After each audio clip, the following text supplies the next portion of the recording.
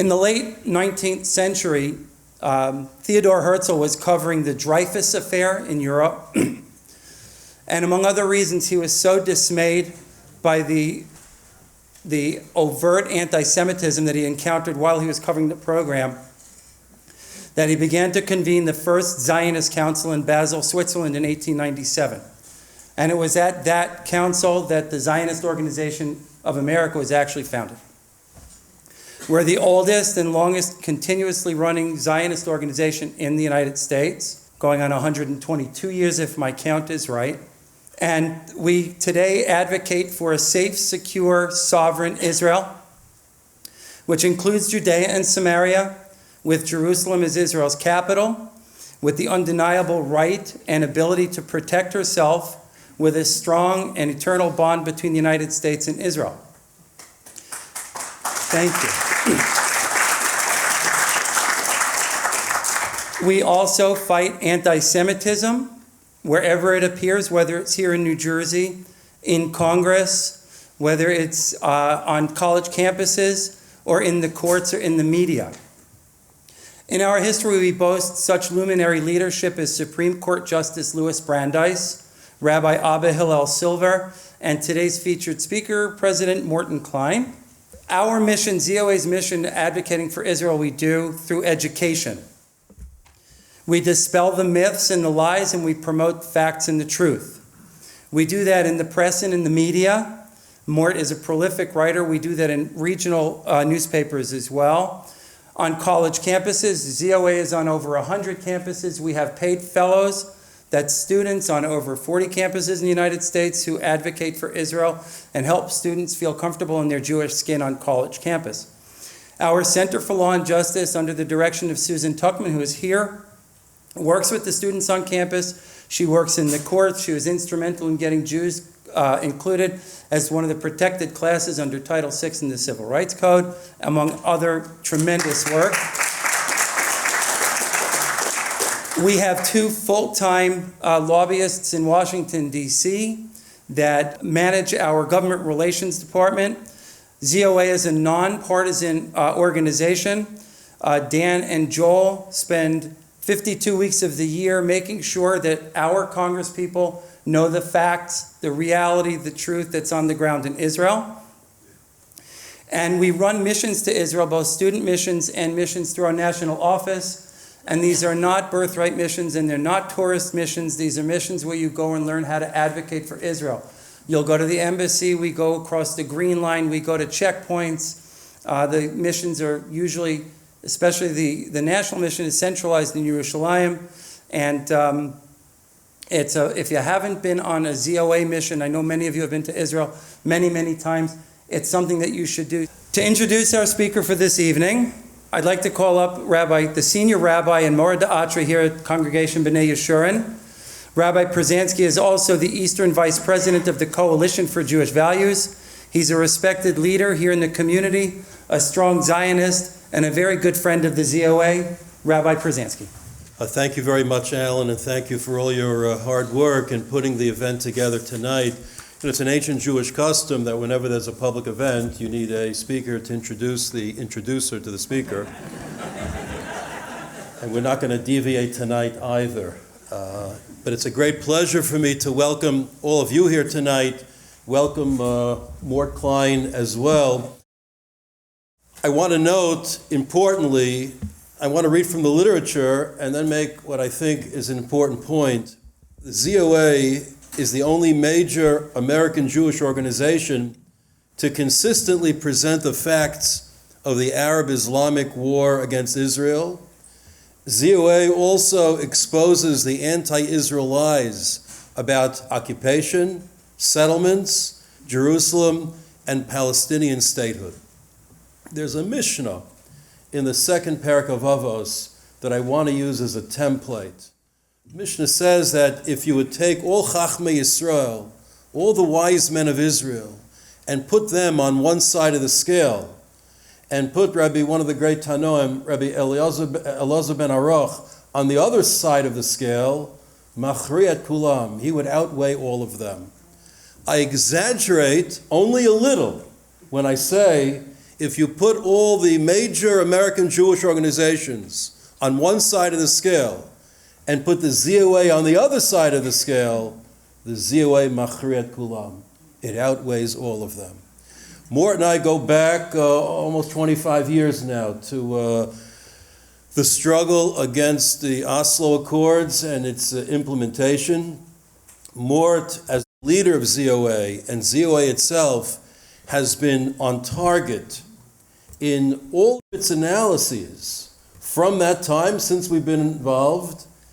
He's been prescient in all of his predictions, and it has to continue. And I think what's always most impressed me about Mort are two things.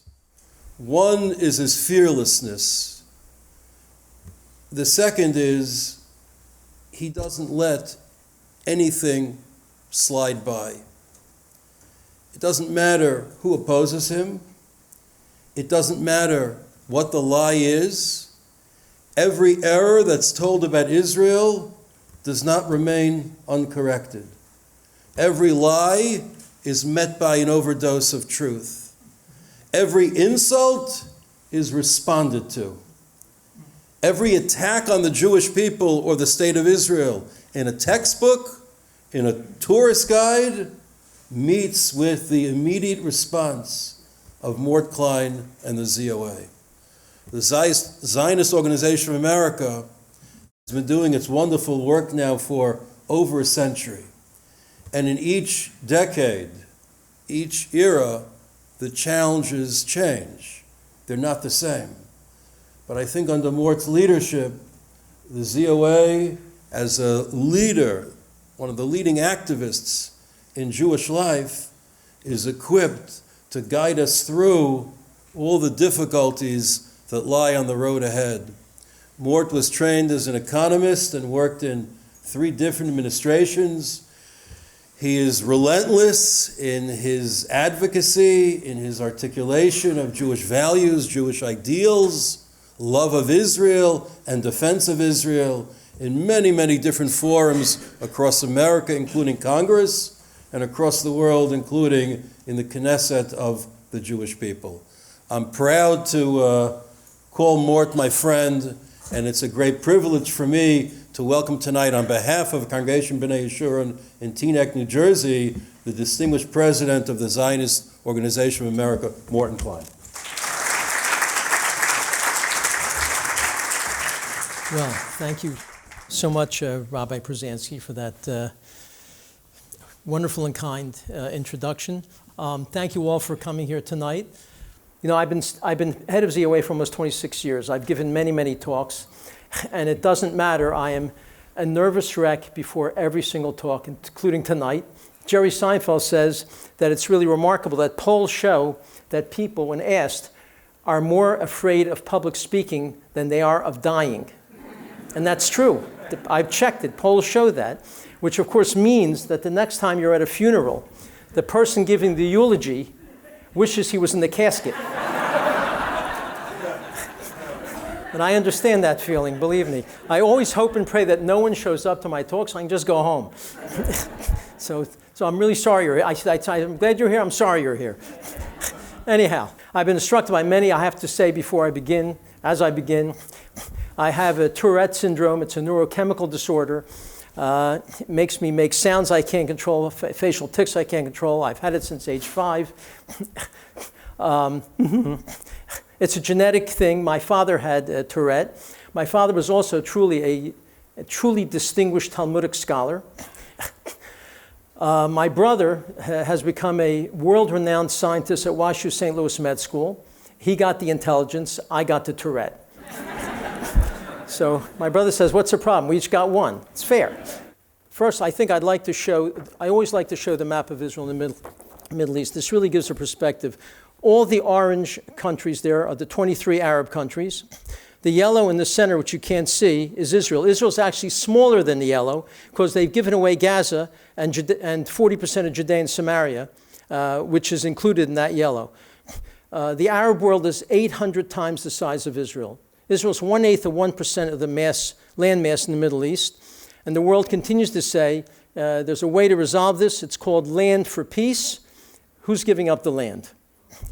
It's quite remarkable. I mean, imagine for a second if there were 23 Jewish countries, 800 times the size of a small Arab country in the center, and the Jews said, we want to have another state carved out of this Arab state, in this yellow Arab state. Would the world say, great idea? They'd say it's disgraceful. You have so much, you Jews. You have all these countries. Just leave this little Arab state alone. But not when it comes to Jews. Of course, the world is demanding that Israel become even smaller. These are difficult times for Jews and for Israel.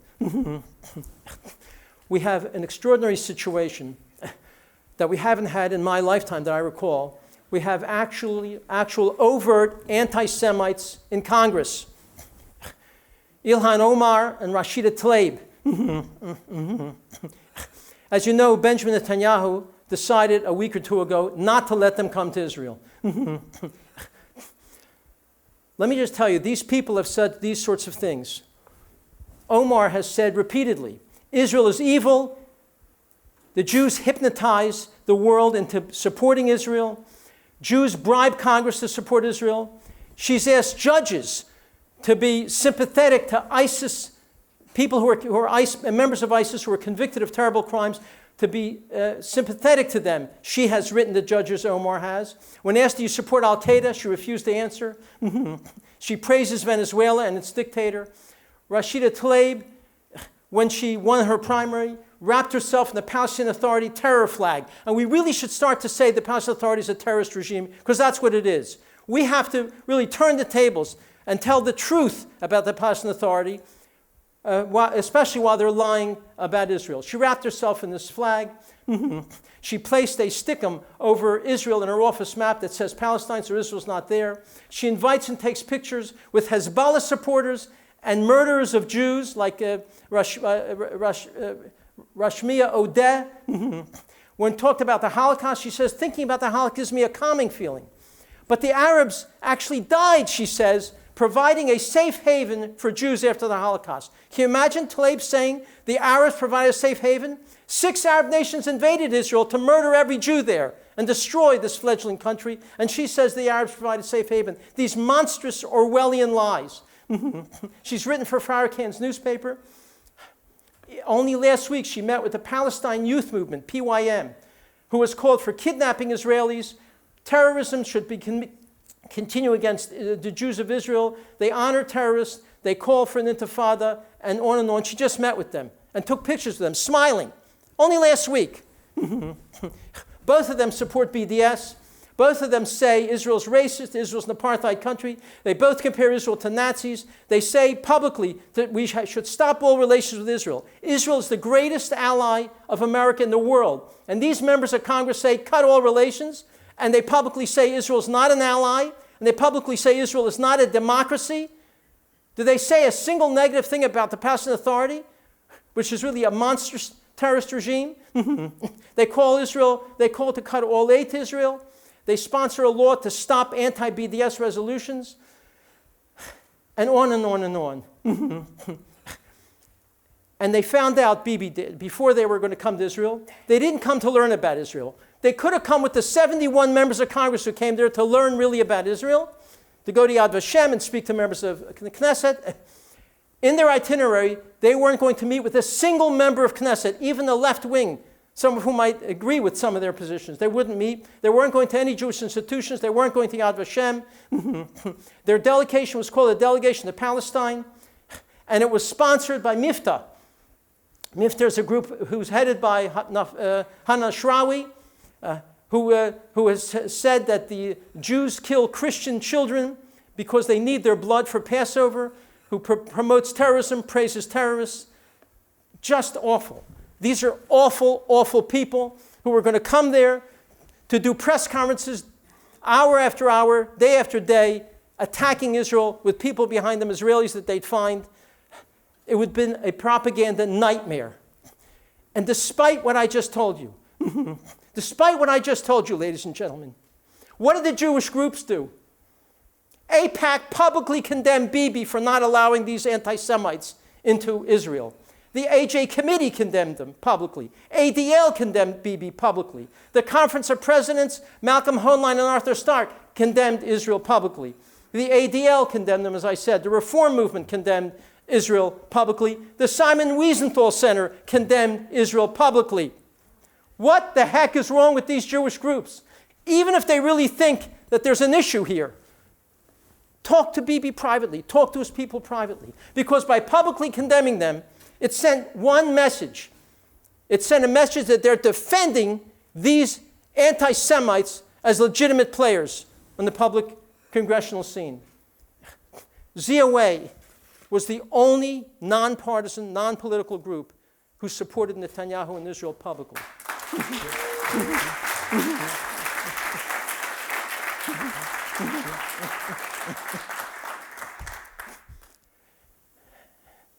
And what's indicative of the problems we're facing with Congress and this whole culture, the party that these people come from, Tlaib and Omar, and AOC, I might add. I'm not talking about her right now. The leaders of this party, Speaker Pelosi, Steny Hoyer, have not only not condemned these terrible anti-Semites, they've actually defended them and said they are not anti-Semites. They're okay. They don't understand their words. They have to learn more. They're congresspeople. Bernie Sanders defended them. Kamala Harris, who's running for president, did. Senator Warren defended them. Cory Booker defended them, all running for the presidency. And Congresswoman Bass, the head of the Black Caucus, also defended both of these people and demanded that Pelosi not have a resolution condemning Omar and Tlaib by name alone. It's largely because of them. There was a general resolution about decrying all racism, all hatred, which, of course, when you condemn everything, you almost condemn nothing in some sense. It's not simply a coincidence that these two women are Muslims. It's not a coincidence. There's a problem with Muslims when it comes to Israel and to Jews. There's a problem with Muslims when it comes to terrorism. Most of the terrorism in Europe have been committed by Muslims. Even in America, we've had Muslims kill soldiers in Arkansas. The Fort Hood attack by a Muslim psychiatrist murdering 14 people. In Boston, the marathon running, two Muslims ended up killing 3 people and injuring 260 more. San Bernardino, Florida, Orlando, all Muslims, many of them screaming Allahu Akbar before they commit their crimes.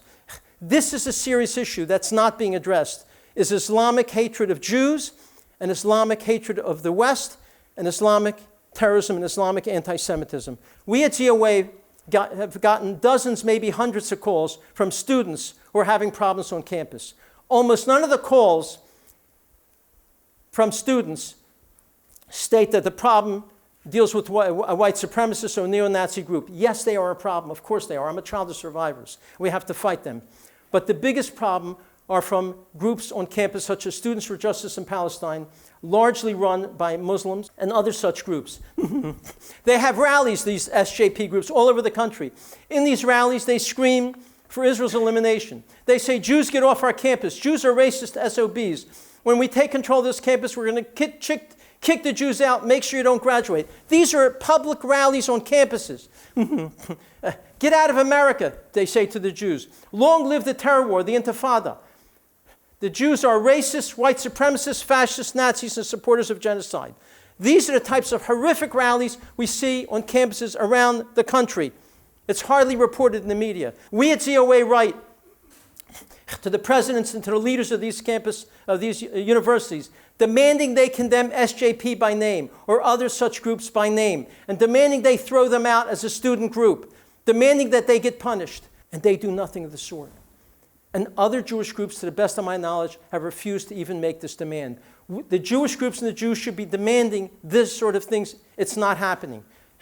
It's not happening. All the presidents do is they condemn anti-Semitism in general and hatred in general, which of course does not send the message to SJP and such groups. ADL did a poll a few years ago. They didn't do anything about it. According to ADL's own poll just a few years ago, 49% of Muslims are anti-Semitic. Worldwide, 49%.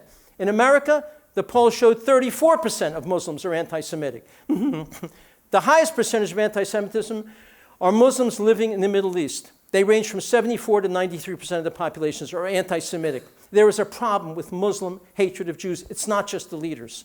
It's the Muslims themselves. That's just a fact. And in Western Europe as well, very high rates, well over 50% of the Muslims there are anti-Semitic.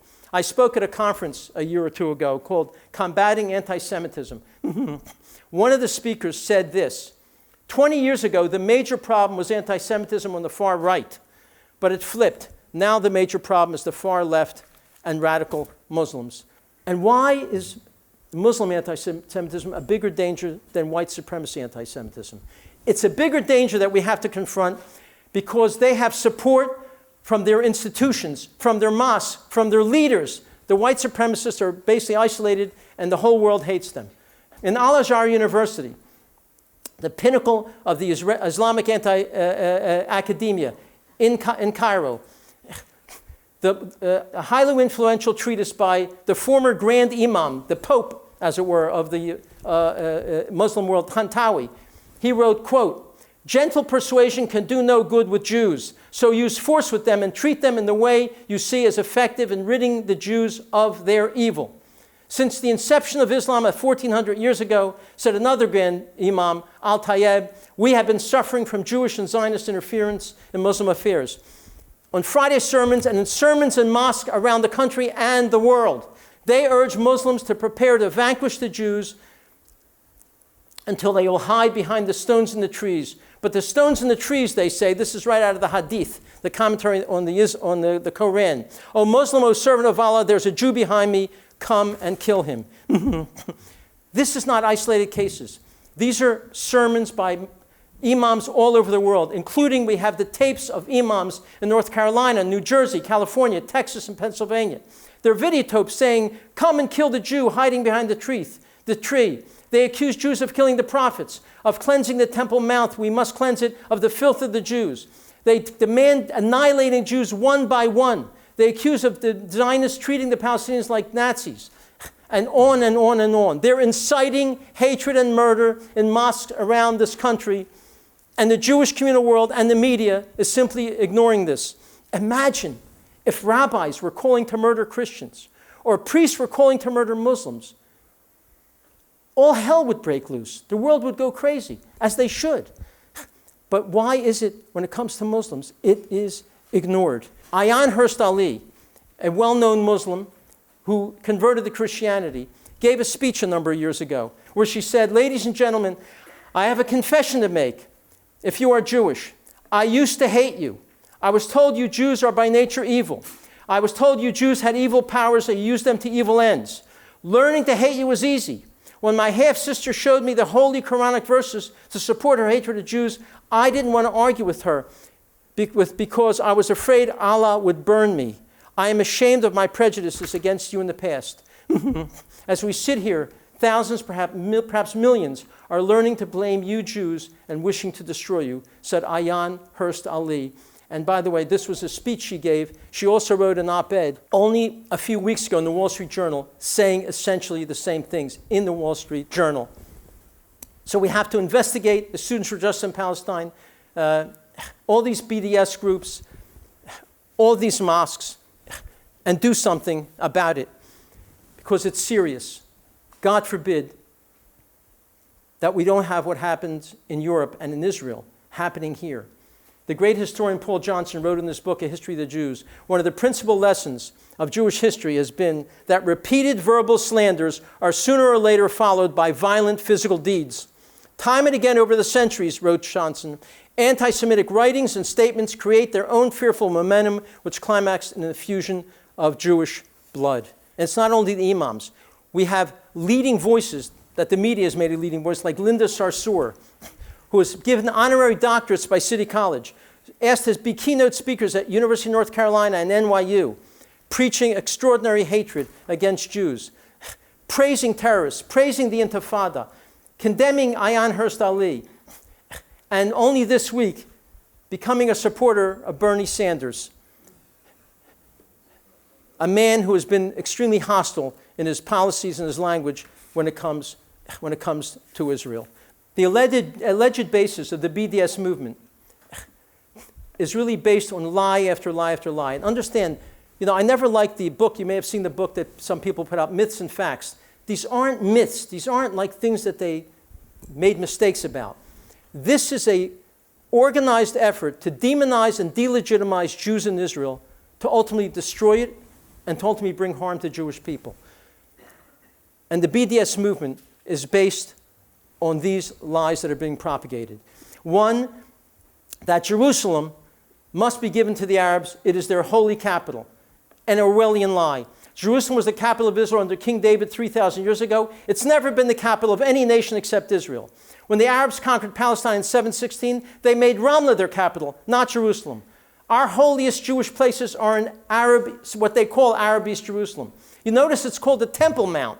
It's not called the Mosque Mount because our temple was there. The mosque was built afterwards on this site to show superiority. The majority of people living in Jerusalem since the first census in 1850 have been Jews. The majority of people living in Jerusalem since 1850 have been Jews, not Muslims. In fact, I have a travel guide to Jerusalem from 1906. It said there were 60,000 people living in Jerusalem in 1906, 40,000 Jews, 13,000 Christians, 7,000 Muslims, 1906. Always the Jews have been a majority there. Our Jewish holy books mentions Jerusalem 700 times. It's never mentioned a single time in the Quran. How on earth can this be a holy city to them if it's not even mentioned in their holy book? It's ridiculous. And they say, well, Muhammad went up from Jerusalem to heaven on a winged horse. Well, what is the truth of this lie? First of all, if you read the Quran as I have, in fact, this year I've read the Quran more than I have the Torah. It was a dream.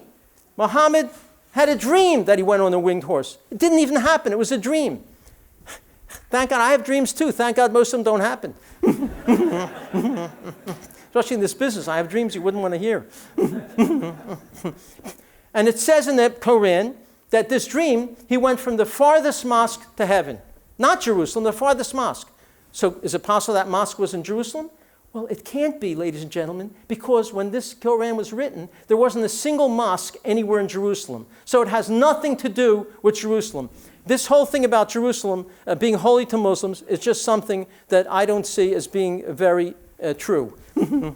And where's the proof of it? From 48 to 67, when they controlled eastern Jerusalem, they make it a holy place. It remained a slum. There was no water, electricity, or plumbing. 58 synagogues in eastern Jerusalem were destroyed by the Arabs. Virtually no Arab leader visited Jerusalem from 48 to 67. If it's so holy, why aren't they going there praying all the time? So that's one gigantic lie, propaganda lie. Settlements. They say Israel's building settlements. We have to stop the settlements. They're building it all over the place. There'll be no room for a Palestinian state. What is the truth? The truth is, since Oslo began, not a single new settlement has been built since Oslo began. The only building that's happened have been within the boundaries of the existing Jewish communities in Judea and Samaria. Not to mention, Oslo allows building until there's a peace agreement. And settlements are all over the place. What percentage of all of Judea and Samaria, the West Bank, do the Jewish communities comprise? Less than 2%. 98% of Judea and Samaria is Judenrein. There are no Jews there. So this is a gigantic lie that they're building settlements everywhere, so there'll be no ability to have a Palestinian state, God forbid. This is just one of the other atrocious lies when it comes to settlements. And occupation. They understand. You just keep repeating a lie over and over again, and so everyone starts to believe it. Even Jews are believing it. They're screaming about occupation, occupation, occupation of our land. Is it really an occupation? Occupation means you've illegally stolen someone else's sovereign land. Well, in 1948, the British legally controlled Palestine. And by the way, Palestine included all of Jordan and Israel proper today. They were offered a state in 48. Essentially, the rest of Palestine, 20% of Palestine, actually I can show you.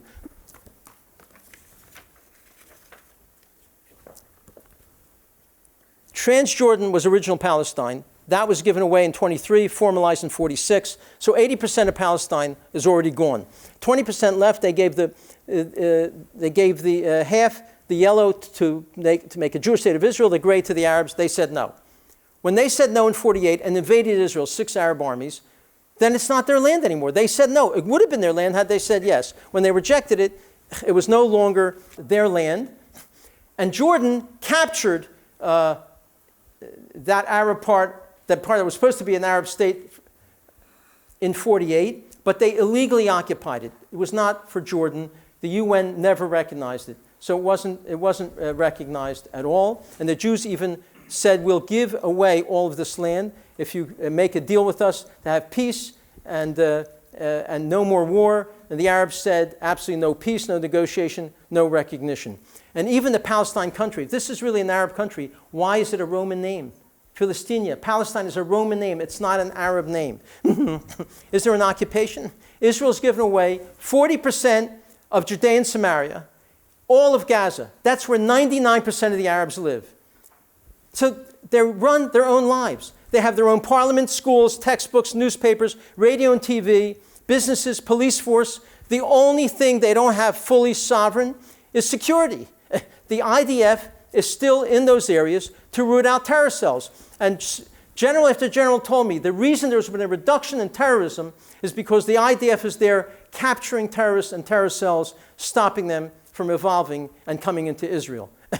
The fence is 5% of the reason why there's a dramatic reduction in terrorist attacks. Every general has told me that. It's the IDF being there who are arresting terrorists all the time that has stopped, reduced dramatically the amount of terrorism. You know, we hear on campuses all the time, Mahmoud Abbas and the Palestinian leaders, they just want peace. Why not just have peace with them? For God's sakes. First of all, he was a Holocaust denier. He's also said no Jew will be allowed in Palestine, that when we create our state. He glorifies Jew killers and terrorists. He has parades and gives speeches honoring Jew killers. And they pay Arabs to murder Jews. This is a law. It's not a policy. They put together a law that if you murder a Jew, you get a lifetime pension. The more Jews you murder, the larger the pension. It's just astonishing. And the world says virtually nothing about this. Now, the United States did put together legislation, the Taylor-Force Act. The Taylor-Force Act initially said if they don't change the law that pays Arabs to murder Jews, they'll get no more money from the United States, about $450 million to $500 million a year. We fought to get this passed. AIPAC did not get onto this bill for a year. 1 year. I called them regularly. I said, we're working on it. And they wouldn't get on it. A year later, when the bill was weakened, so they would only lose 1/3 of their money if they continue paying Arabs to murder Jews, that's when AIPAC got on the bill. That is just a painful fact that I have to state. They want peace. They name schools after terrorists, streets, sports teams, athletic tournaments, they name after terrorists. They have TV shows with beautiful Arab girls, such as this one, saying, what could be better than going to paradise? Little children on Arab TV promote suicide bombings. That's how little they have an interest in having a real peace with Israel. And you know, when I met with Shimon Peres many years ago, and he said, Mort, he said, the Arab women, they want the same for their children as Jewish women. They just want peace and a good life for them, the same as Jewish women. Oh, really, Mr. Peres? Joseph Lelyveld of the New York Times visited the family of a suicide bomber. He was the editor at the time, Ismail al-Masawibi. He was shocked to hear the bomber's mother say to Joseph Lelyveld of the New York Times, quote, I was very happy when I heard about his suicide bombing. To be a martyr, that's really something. Very few people can do it. I hope my other children do the same. That's the way they feel about it. It's a holy mitzvah to die murdering Jews. They take out newspaper ads after suicide bombings where their children die. They have big parties with cake and coffee and all sorts of goodies celebrating that the child died murdering Jews. They don't have the same values as Jewish mothers, Mr. Peres. They don't. If they really want peace, would they use this as the emblem of the Fatah ruling party? This is their emblem.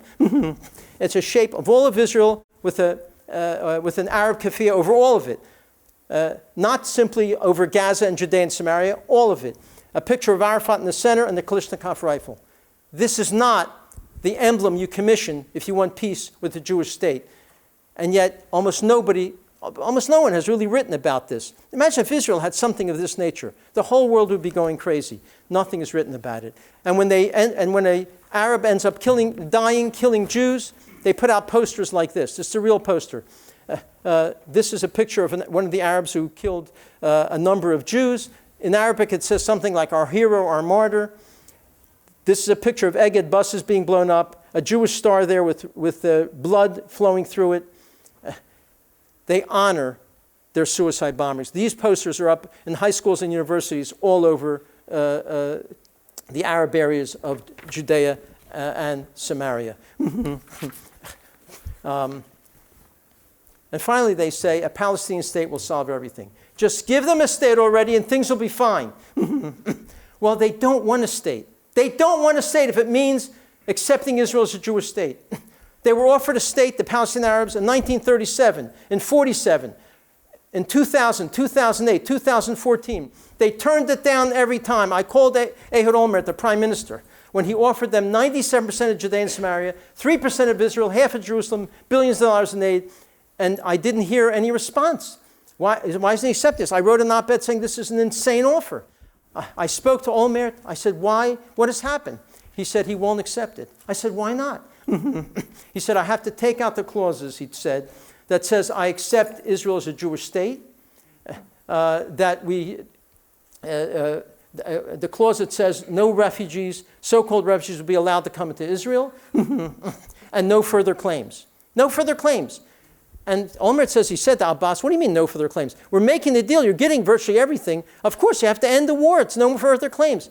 He said that has to be taken out because the goal is Israel's destruction. It has nothing to do with statehood. They'll accept the state for free, but not if it means obligations on the part of the Palestinian Arabs.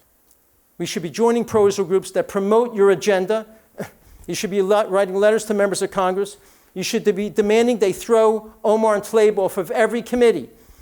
No Jewish organizations that I'm aware of, except ZOA, has demanded they be thrown out of every committee. They don't do it. They don't do it. You should be complaining to your Jewish organizations about it. You should be writing letters to newspapers, to Jewish organizational heads, to speak out about these issues. And we should really begin more of a campaign to expose the horror of the Palestinian Authority. All we hear about is the lies of the horror of Israel. We have to turn the tables. Their goal is to demonize, marginalize, and delegitimize and destroy Israel and kill the Jews. We should make it clear that these are really virtually Arab Nazis whose goal is murdering Jews, destroying the state. They treat homosexuals horribly. They're not good to their women, and their goal is murder and hatred. We don't talk about that. You never hear anyone screaming about how horrible the Palestinian Authority is. We have to make it clear that Arabs have black slaves in 4 African countries, that they're murdering Christians, they're bombing churches and destroying them. They even crucify Christians. They rape Christians in Cairo, Iraq, and Syria. Of course, they murder gay people regularly. We have to really demonize the demons. We have not done that. And it's interesting, all these Jewish groups who attack Israel, they said nothing about the Iran-Iraq war, where 1.5 million people were killed. The Syrian war against its own people, 1 million people killed. The Sudan, 3 million people killed. Iraq, 500,000 people killed. Afghan, 1.5 million killed. They say nothing. And we have to expose even their own Fatah constitution. This is a picture of it, which says such things. Today, we oppose any political solution offered as an alternative to demolishing the Zionist occupation in Palestine. This struggle will not cease until the Zionist state is demolished and Palestine is completely liberated. We have to demonize these people and talk about these things regularly and repeatedly to show how horrible they are. And we should have confidence that we are absolutely correct with respect to all these issues. We are right. As throughout history, we've been right, and the whole world has been wrong. When Israel destroyed the Iraq nuclear reactor in 1961, the whole world condemned Israel. Israel was right, the whole world was wrong.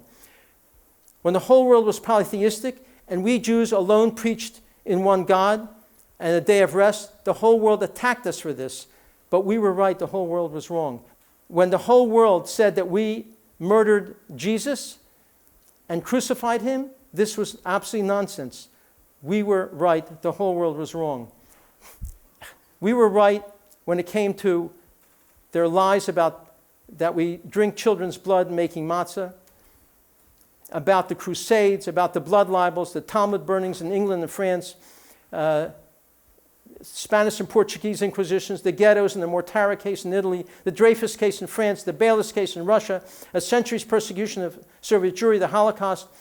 Europe and the world stood by silently as we were right about all of these issues and the whole world is wrong. Again today, we are right and the whole world is wrong. In every generation, ladies and gentlemen, as the Passover prayer book foresees, enemies will rise up against the Jewish people, says the Passover Haggadah, but each time we will overcome our enemies and prevail. The Jewish people have always emerged to rebuild and become stronger than before.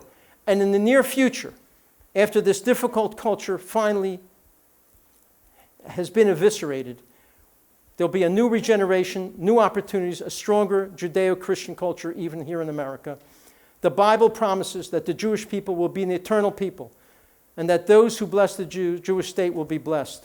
Unlike politicians, God keeps his promises. With the help of the IDF, with the help of Almighty God and organizations like the ZOA, the Jewish people in Eretz Yisrael will prevail and we will have our Jewish state until the end of time. Thank you very, very much.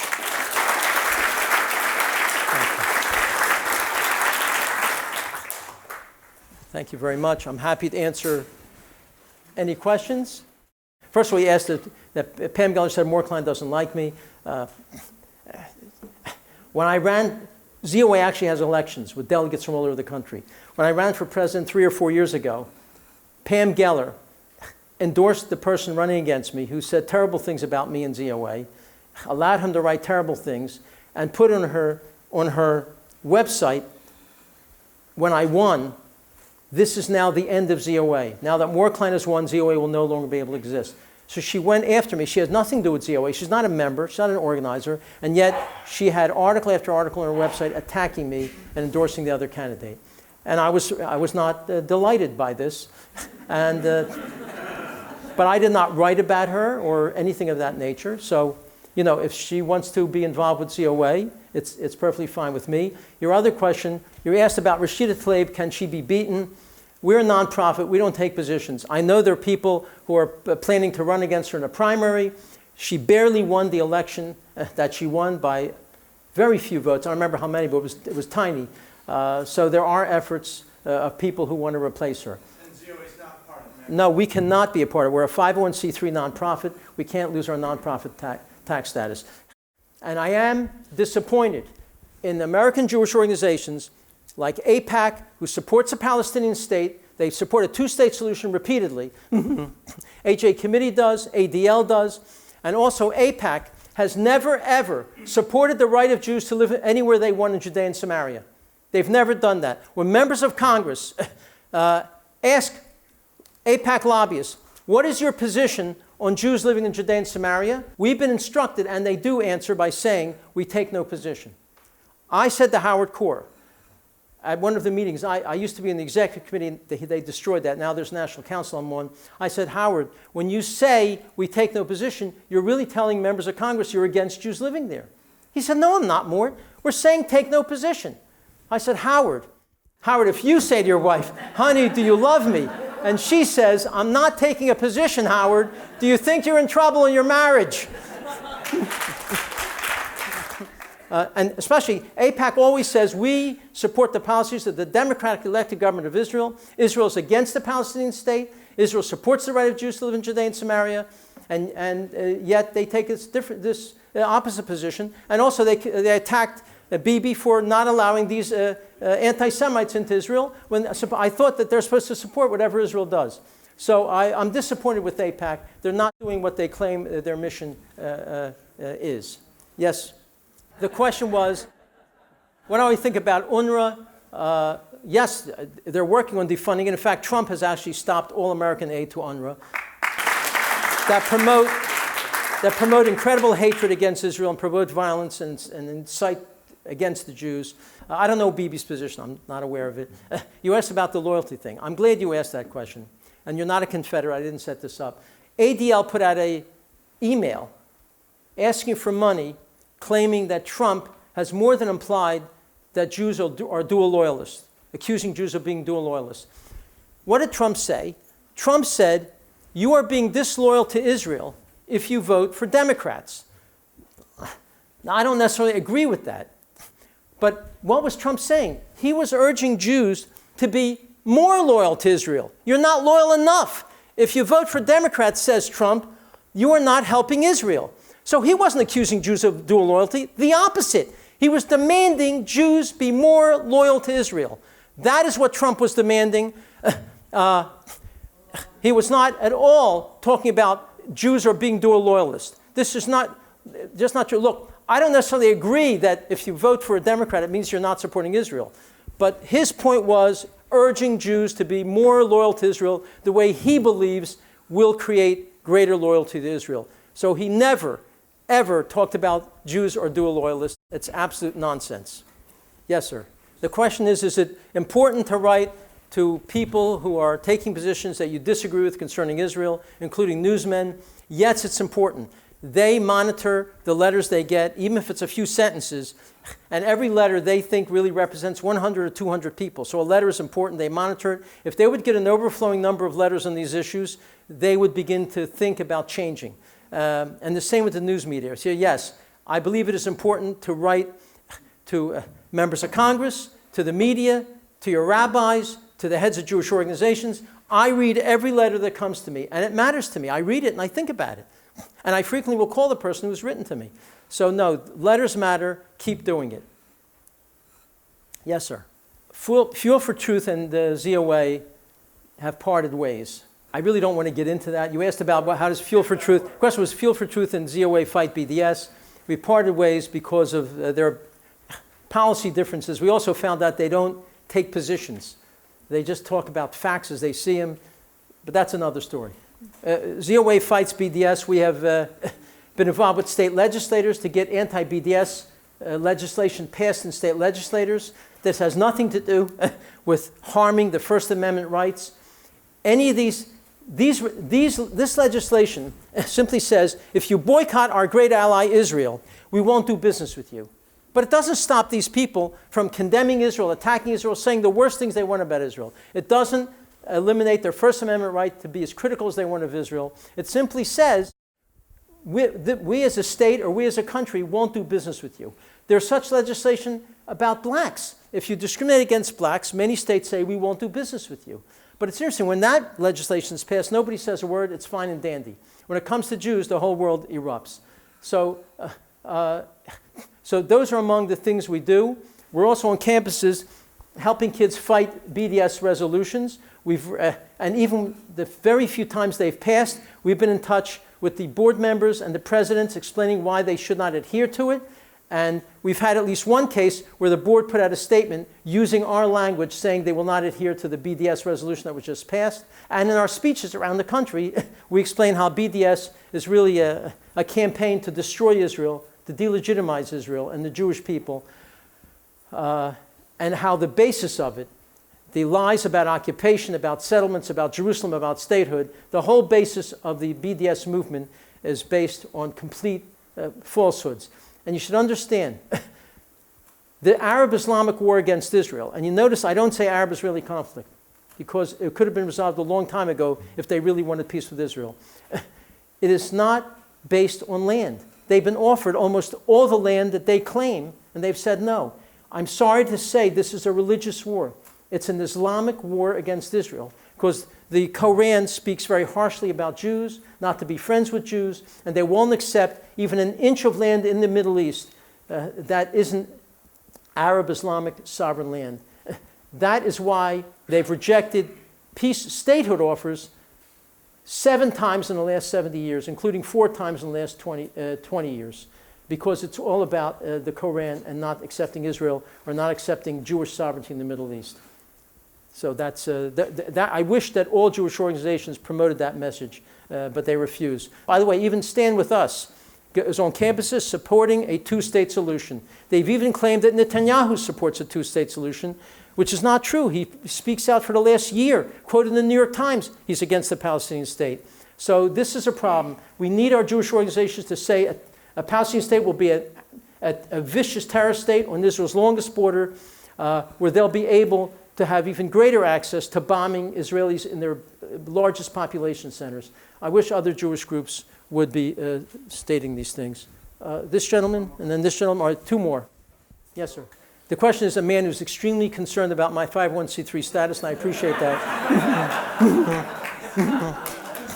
Do I have any comments, I think, if I understood you correctly, about the people running for president on the Democratic side?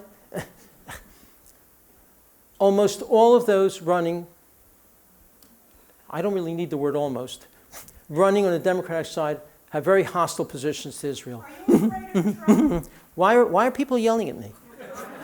I'm answering a question. I'm happy to respond to any and every question. By the way, I voted for many Democrats for president and for Congress. I'm not an ardent Republican promoter.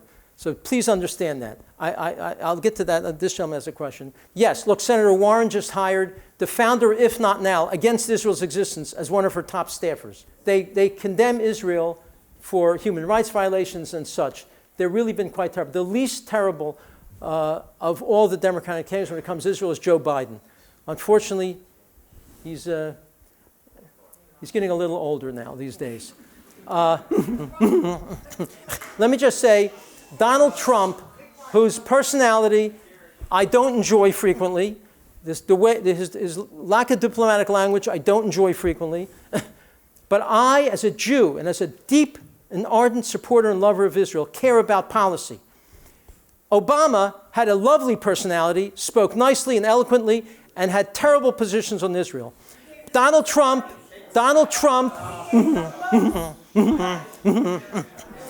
Why are you rudely shouting out, lady? Why are you rudely shouting out? I will finish my statement. I'm all about facts. My background is in mathematics and statistics. My background is not in the soft sciences of political science or English or even economics. Donald Trump moved the embassy to Jerusalem. Donald Trump recognized the Golan,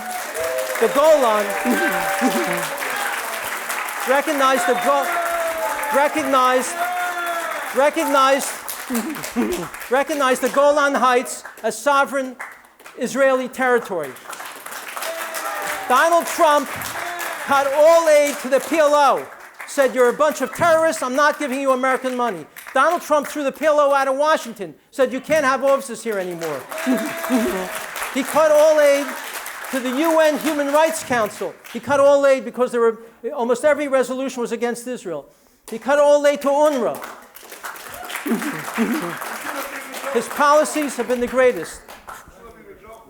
Barack Obama tried to cut every year the money for the Iron Dome in half. Every year he tried to cut it in half, and Congress reinstated it. He wanted to hurt Israel by cutting it.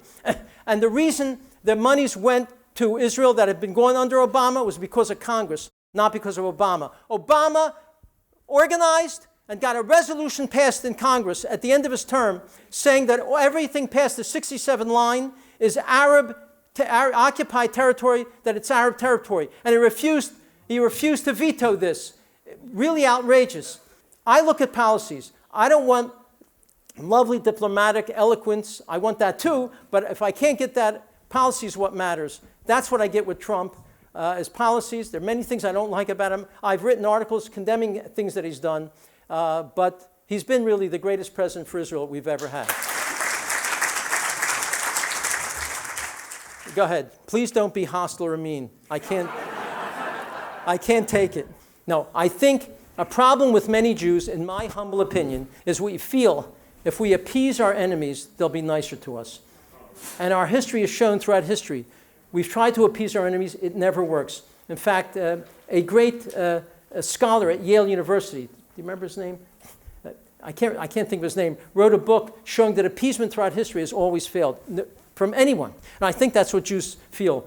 I think one of the reasons Jews take some of these positions that I find troublesome is because of our history of 2,000 years of pogroms and persecution and hatred and Holocaust have made us so frightened and uncomfortable of our enemies that we tend to want to appease them and do what we can for them and not speak ill of them, thinking that'll only make it worse. But I think, in fact, we should tell the truth of the Arab-Islamic war against Israel, the truth of what a vicious terrorist regime Abbas is running, the same as Arafat, and we should be demonizing this terrible state, but we're not doing it. Instead, we end up just defending ourselves. Israel's not an apartheid state. We're really good. I love when they say, we look at our great medical successes in Israel, but the reason Jews hate Israel is not because they don't realize that Israel has done tremendous work in the sciences and elsewhere and helped Haiti and now helping the Bahamas. They hate Israel because they believe that Israel stole the land, is oppressing the Arabs. These lies have to be fought against by exposing what a terrible regime the Palestinian Authority is. Thank you very, very much.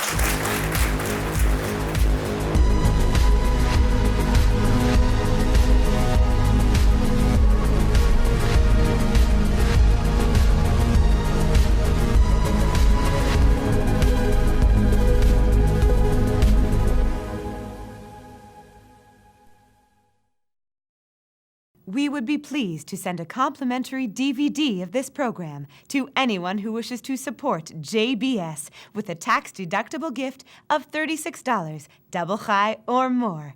Simply visit the JBS website at jbstv.org and click on the Donate button to make a donation by PayPal or your credit card.